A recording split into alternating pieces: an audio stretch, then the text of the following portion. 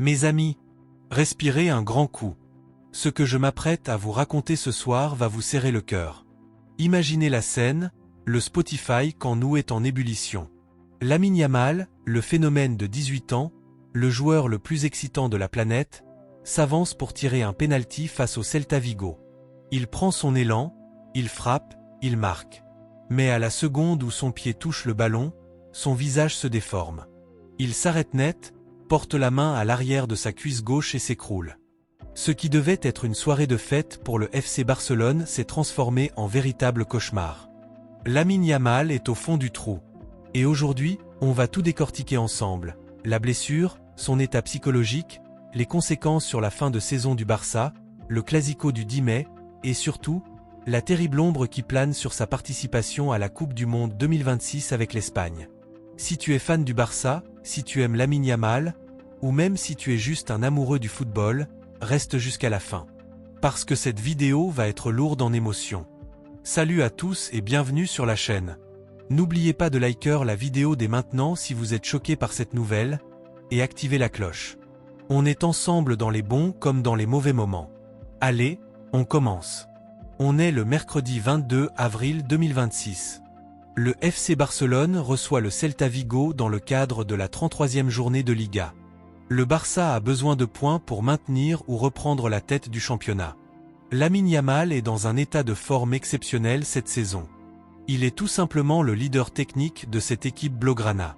Vers la fin de la première période, le Barça obtient un penalty. Yamal, comme souvent cette saison, est désigné pour le tirer. Il le transforme avec sang-froid, comme à son habitude.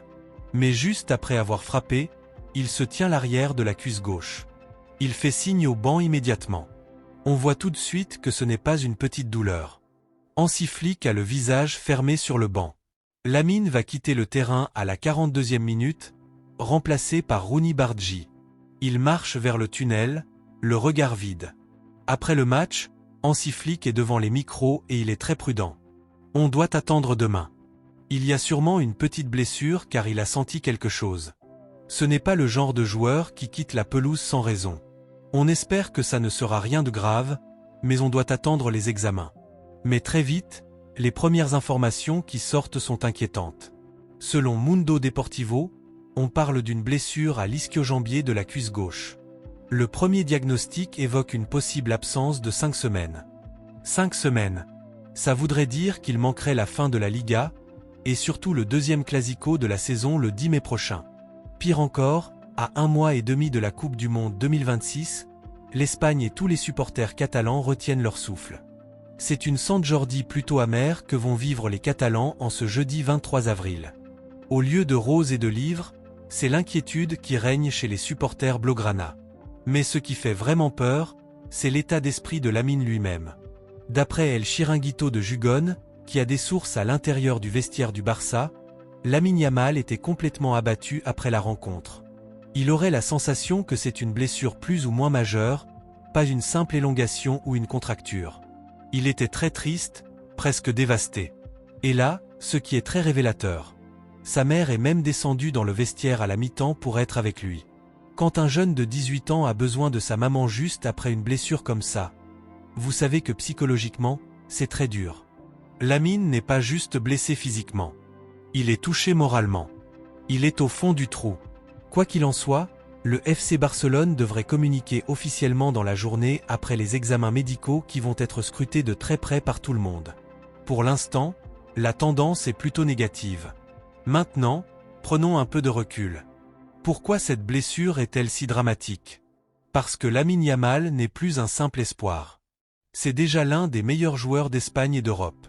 À 18 ans, il porte le FC Barcelone sur ses épaules. Cette saison 2025/2026, il explose tous les compteurs. Il est impliqué dans quasiment un but tous les 90 minutes. Il crée, il dribble, il marque, il offre des caviars.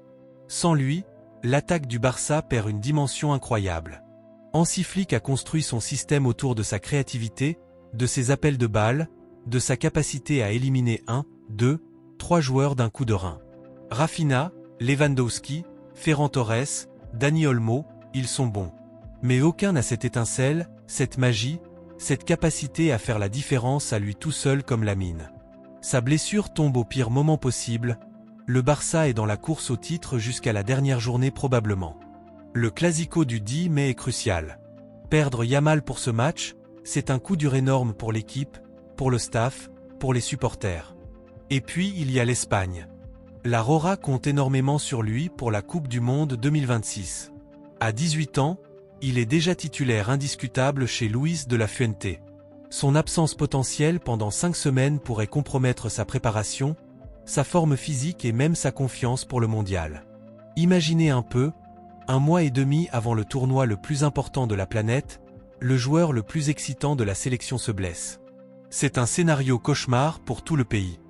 Médicalement, une blessure à l'ischio-jambier est traître.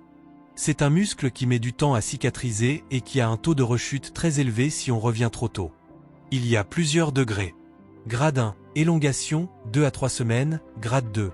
Déchirure partielle, 4 à 6 semaines, grade 3. Rupture complète, 2 à 3 mois. D'après les premières fuites, on serait plutôt sur un grade 2, ce qui expliquerait les 5 semaines évoquées par Mundo Deportivo. Les examens qui vont être faits aujourd'hui, IRM, échographie, vont être scrutés comme jamais.